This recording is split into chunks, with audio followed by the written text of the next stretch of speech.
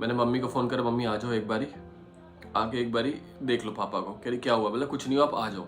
Mummy बहन साहिबा सारे के सारे आ गए। हेलो गाइस, तो जट प्रभजोत के पिताजी अब इस दुनिया में नहीं है और इसके बारे में उन्होंने ऑफिशियली अपडेट इंस्टाग्राम पर दे दिया था। लेकिन आज उनका व्लॉग वीडियो आया है यूट्यूब पर, जहां पर उन्होंने पूरा डिटेल में बताया है कि कैसे उनके फादर बीमार हुए थे, कैसे उनका ट्रीटमेंट हुआ, कैसे उनको हॉस्पिटल में एडमिट कराया गया और कैसे बाद में उनकी मृत्यु हो गई। जट प्रभजोत ने इस व्लॉग वीडियो में काफी चीजें डिटेल में बताई है और काफी वो इमोशनल और सैड भी हो गए थे। तो चलिए मैं आप लोग उनके व्लॉग वीडियो का वो पार्ट दिखाता हूँ। बाकी अगर आपको फुल व्लॉग देखना है तो उनके चैनल पर जाकर के आप लोग पूरा व्लॉग वीडियो देख सकते हो। तो 24 घंटे हो गए थे, पापा एकदम ठीक। 48 घंटे हो गए थे, पापा एकदम ठीक, बातें बातें कर रहे हैं। मैंने वीडियो में भी डाला, हंस रहे हैं, खेल रहे हैं, कभी कह रहे पानी पिला दे, कभी फ्रूट्स खिला दे, एकदम बढ़िया बातें बातें हो रही हैं कि दुकान पे आऊँगा, अब दुकान नहीं खोलेंगे, सामान होलसेल वाले को दे देंगे, दूध बचा हुआ है, लक्की अंकल को बोल वो दूध बेच देंगे। मतलब इधर उधर की सारी बातें हो रही है, एकदम नॉर्मल। हमें लग रहा था कल छुट्टी हो जाएगी। अगले दिन सुबह 5 साढ़े 5 बजे की बात है, हम घर से निकल रहे थे। हम 6 बजे हॉस्पिटल के बाहर पहुंच जाते हैं, 2-3 बजे घर आते हैं 2-3 घंटे की नींद लेने के लिए। नींद तो आती नहीं, बस बॉडी सीधी हो जाती थी। हम सीढ़ियाँ उतर ही रहे थे, 6 बजे का टाइम था और हॉस्पिटल से एकदम से कॉल आया कि जल्दी आ जाओ, अंकल को सांस लेने में परेशानी हो रही है।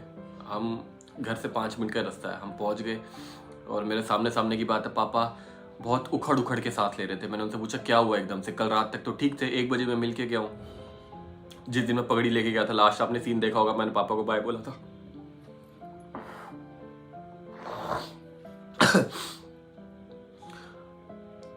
तो मैंने देखा पापा को, उन्होंने बताया कि इनको 1 घंटे से यूरिन नहीं आ रहा। यूरिन ना आना बहुत बड़ी दिक्कत है, जिसकी वजह से बॉडी में दवाइयाँ तो चढ़ रही है, जिसकी वजह से बॉडी में एसिड बन रहा है। एसिड की वजह से किडनी लो होती जा रही है, काम करना बंद कर रही है, उसकी वजह से सांस उखड़ना शुरू हो गई है।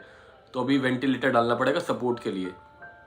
तो मैं वेंटिलेटर का नाम सुनते हम लोग इतना घबरा जाते, मैं भी घबरा गया, लेकिन कुछ ऑप्शन नहीं होता डॉक्टर के सामने। तो मैंने बोला जो आपको ठीक लगता है आप करो। उन्होंने वेंटिलेटर लगाया सपोर्ट के लिए। धीरे धीरे टाइम बीत रहा है, 6 से 9 बज गए, 9 से 12 बज गए। मैं बार बार जा रहा हूँ, उनसे पूछ रहा हूँ क्या हुआ, क्या अपडेट है? अभी तक कोई अपडेट नहीं है। मतलब यूरिन नहीं आना शुरू हुआ। चलो ठीक है, हार्ट रेट सही चल रही थी, अब वो नहीं पता वेंटिलेटर से चल रही थी या कैसे चल रही थी। उसके बाद शाम तक एसिड पेट में बहुत जमा हो गया दोपहर तक। तो उन्होंने बोला कि इनका डायलिसिस करना पड़ेगा, 2 यूनिट खून भी चाहिए। हमने खून का अरेंजमेंट करा, हॉस्पिटल से मिल गया था। और डायलिसिस करना इसलिए ज़रूरी है क्योंकि जो बॉडी में एसिड बन रहा है उसको निकालना ज़रूरी है, नहीं तो किडनी विडनी जो ऑर्गन्स है वो फेल होने शुरू हो जाएंगे। डायलिसिस शुरू कर दिया। और वैसे किसी की बॉडी का डायलिसिस करते 4 घंटे लगते हैं, उनकी बॉडी में 6 घंटे लगाने थे। धीरे धीरे करना था क्योंकि ऑर्गन अभी धीरे धीरे कम काम कर रहे थे। प्रेशर चाहिए होता है डायलिसिस करने के लिए, वो प्रेशर बना नहीं पा रही थी बॉडी। रात को 9 बजे तक डायलिसिस चला, 1 लीटर उन्होंने लिक्विड निकाला।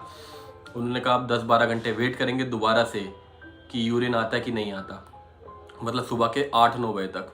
हमने बोला कोई दिक्कत नहीं। रात को 2 बजे तक हम बैठे, 3 बज गए, 4 बज गए, 6 बजे उन्होंने मेरे को फिर से बुलाया कि कुछ भी अभी फ़र्क नहीं है, यूरिन आया सिर्फ 5 ml।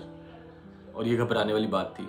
और मेरे सामने सामने ही, मतलब मैं वहाँ खड़ा हुआ हूँ, मेरे सामने सामने ही 5:30-6 बजे का टाइम है, पापा का बीपी लो जा रहा है, 50, 45, 40, 35, 30। हार्ट रेट लो जा रही है धीरे धीरे, 100 से 80, 70, 60, 50। डॉक्टर भी वहीं खड़े हैं, वो अपना काम कर रहे हैं, अपने इंजेक्शन लगा रहे हैं, जो भी उनको करना था बीपी अप लाने के लिए, हार्ट रेट सही करने के लिए। धीरे धीरे एकदम से हार्ट रेट 0 हो गई। उन्होंने पंपिंग शुरू कर दी। मैंने मम्मी को कॉल करा, मैंने मम्मी आओ। मम्मी कह रही क्या हुआ? मैंने बोला कुछ नहीं हुआ, घबराओ मत, आ जाओ। मम्मी पहले बहुत घबराई हुई थी, हॉस्पिटल के नाम से हर कोई घबराता है, मम्मी बहुत घबराती। मैंने मम्मी को फ़ोन करा, मम्मी आ जाओ एक बारी, आके एक बारी देख लो पापा को। कह रही क्या हुआ? बोला कुछ नहीं हुआ, आप आ जाओ। मम्मी बहन साहिबा सारे के सारे आ गए। उसके बाद जब तक मम्मी आई 10-15 मिनट में, तब तक पापा नहीं रहे थे। तो डॉक्टर ने बोला जिसने जिसने मिलना है बुलाओ। फिर मैं बाहर गया, मैंने मम्मी को बताया। किसी को विश्वास नहीं हो रहा। जितने बंदे हमें एरिया में मिल रहे हैं, जितने बंदे आप लोग हो, जितने हमारे रिश्तेदार हैं, कोई विश्वास नहीं कर रहा कि ऐसे कैसे हो गए, एकदम ठीक ठाक चलते फिरते। और हमें अभी तक नहीं हो रहा कि हमें अभी भी ऐसा लगता है कि पापा का फोन आएगा। कितनी चीजें करने के लिए थी, कितनी चीजें अधूरी रह गई, समझ ही नहीं आया कि क्या से क्या हो गया, कितना कुछ सोचा हुआ था, कितनी चीज़ें पापा से पूछनी थी, कितनी चीज़ें उन्होंने मेरे को बतानी थी। मतलब ऐसा होता है ना कि एकदम से कि जैसे फ़ोन पे बात करते करते बात बीच में चल रही है और एकदम से कनेक्शन ख़त्म, किसी ने तार ही काट दी हो, कुछ नहीं समझ आ रहा अभी क्या करना है क्या नहीं करना, कहाँ चले गए पापा। बैठ के हम हॉस्पिटल में डिस्कस कर रहे थे अब दुकान नहीं खोलेंगे, यहीं पास में मकान देख रहा हूँ, जैन या फेब में मैं यहाँ शिफ्ट हो जाऊँगा, बना बना मकान अपने को चाहिए, काम वाम छोड़ के आप मेरे साथ रहो, घूमो फिरो मौज लो। अब मन में सिर्फ यही सवाल रहते हैं कि क्या मैंने पूरी कोशिश करी उनको बचाने की, मतलब इतना ही कर सकता था या मैं इससे ज़्यादा भी कर सकता था। मैंने अपनी तरफ से करी पूरी भागा दौड़ी, जितना मैं कर सकता था मैंने किया।